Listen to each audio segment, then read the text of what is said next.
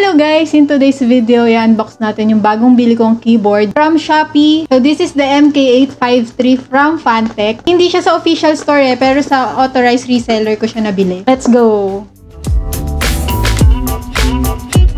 Of course, tinignan ko muna yung mga reviews niya before ako bumili kasi nga hindi siya sa shop mall or hindi siya sa Fantech mismo binili. Pero yun, nakita ko na authorized reseller siya ng Fantech products. Actually, nakakuha ko ng discount from the shop. Kaya, pinush ko na dito sa shop na to bumili. Gusto ko na rin kasi palitan yung keyboard ko ng mechanical para at least mapalitan ko yung mga keys. Kasi yun yung advantage daw na mechanical keyboard. Yan. So, this is the Max Power MK853.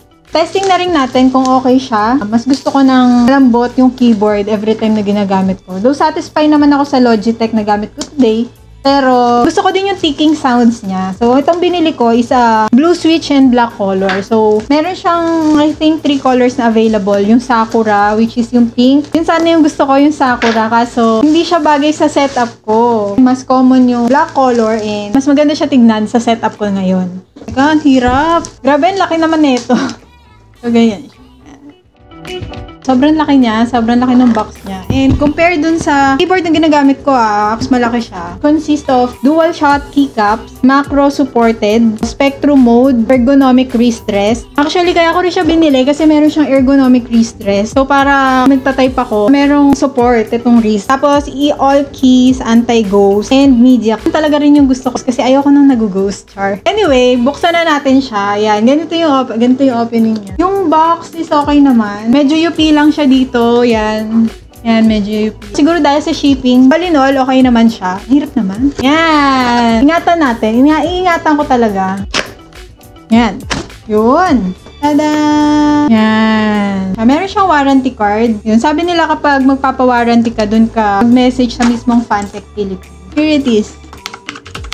Originally talaga, gusto ko talagang keyboard. Actually, naabangan ko yung ROC XT.LE. So, yun kasi yung mga nasa price range ng budget ko. And, eto nga, nakita ko na meron din yung Fantech ng katulad ng price range na hinahanap ko and mechanical keyboard din. Eto.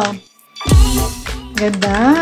Yun ang gustong tunog eh. Natutuwa ako sa tunog. So, this is the blue switch. So, meron pang isa na mas silent, pero mas gusto ko kasi yung tunog ng blue switch. So, meron siyang adjustan. Yun din nakakatawa dito kasi meron na siyang volume ata to. Ganda. Parang feel ko yung pagtatype. Sa work ko lang naman siya mostly gagamitin and editing, pero di ba nakakaganda. Ang saya lang mag-work. Ewan ko. Siyempre, included sa box yung wrist rest niya.